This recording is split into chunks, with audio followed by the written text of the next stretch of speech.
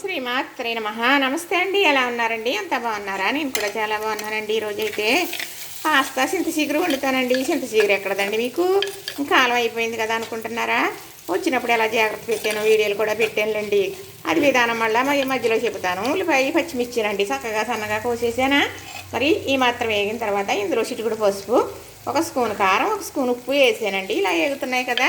మరి పాస్తా ఉడికించుకోవాలండి. ఫస్ట్ ఎలాగంటే నీళ్ళు పెట్టుకుని అందులో కొంచెం ఉప్పు వేసుకుని నీళ్ళు మరిగేటప్పుడు పాస్తా వేసేసామనుకోండి, ఇలా ఉడికిపోతాయి. ఉడికిపోని వడపట్లో పోసుకోవటమేనండి. ఇలాగా కూరలో వేసుకోవటం ఏదన్నా చేసుకుంటే సులువేలండి. చూస్తేనే కష్టం, కానీ చింతచిగురు వేసి ఉంటుంది చాలా బాగుంటుందండి. మా వారికి అయితే చాలా ఇష్టం అన్నమాట. ఇలాగా మరి పాస్తా ఉడికిపోయింది, ఉల్లిపాయ పచ్చిమిర్చి వేగిపోయి కూర అనేది 10 నిమిషాల్లో నిజంగా అయిపోతుందండి. అందరూ చెప్తారు కదా 5 నిమిషాల్లో అయిపోతుందని. అలా కదండి, ఇప్పుడు 10 నిమిషాల్లో అయిపోతుంది. ఎందుకంటే పాస్తా ముందుకు దించేసుకున్నామా, ఉల్లిపాయ పచ్చిమిర్చి వేగిపోయింది కదా. మరి నేను ఎండబెట్టిన చింతచిగురు పొడి వేస్తానండి. అది వేసేటప్పుడు దాని విధానం కూడా మీకు చెబుతాను. చక్కగా ఇప్పుడు ఈ పాస్తా వేసేసాం కదా, ఇలా ఉడుకుతుంది కదా. సరేనండి, ఉప్పు కారం పసుపు అన్నీ వేసేసాం కదా.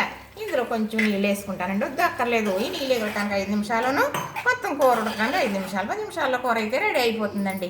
ఇప్పుడైతే చింతకూర కూడా వేసేస్తున్నాను చూడండి. మరి వేసవికాలంలో వస్తుంది కదండి, మే నెలకు ముందు నుంచి చింతకూర అనేది మనకు లభిస్తూ ఉంటుంది.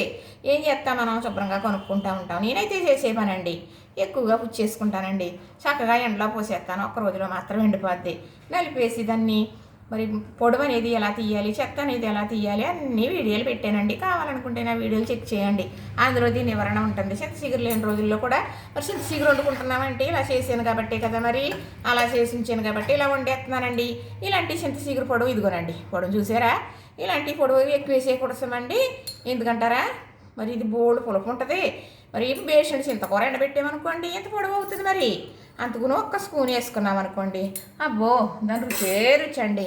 మరి ఇలాగే కాదండి, నీసులో కూడా వేసుకోవచ్చు. నీసులో ఎంత ఇష్టంగా వేసుకుని వండుకుని తింటారో ఇలాంటి కూరలు తినేవాళ్ళు కూడా అంత ఇష్టంగా తింటారండి. నేను చేస్తుందని బాగున్నదని చెప్పడం కాదు కానండి, ఇలా వండితే ఉంటుందండి కూర, చాలా బాగుంటుందండి. మా వారి కూర అండి ఇది.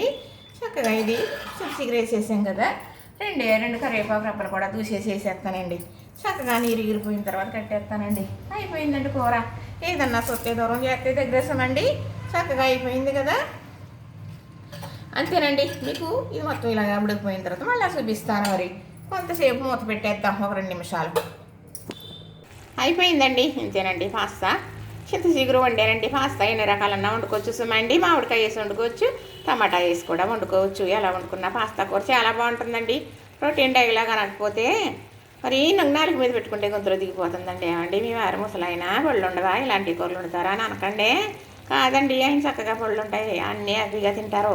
పళ్ళు లేనోళ్ళు పళ్ళు ఉన్నాళ్ళు లేనిది ఏముందండి, ఎవరన్నా తినాలి కదండి, అందరూ తినవలసిదే. కానీ పళ్ళు లేనోళ్ళకి కూడా ఈ కూర చాలా బాగుంటుంది సుమండి. అవునండి, చూసారు కదా, నచ్చింది కదా. ఇంతేనండి, లైక్ చేయండి, షేర్ చేయండి, సబ్స్క్రైబ్ కూడా చేసేయండి. ప్రోటీన్ డైలాగ్ అయినప్పటికీ మీ ఇష్టం అండి. చూసిన వారు చూడండి.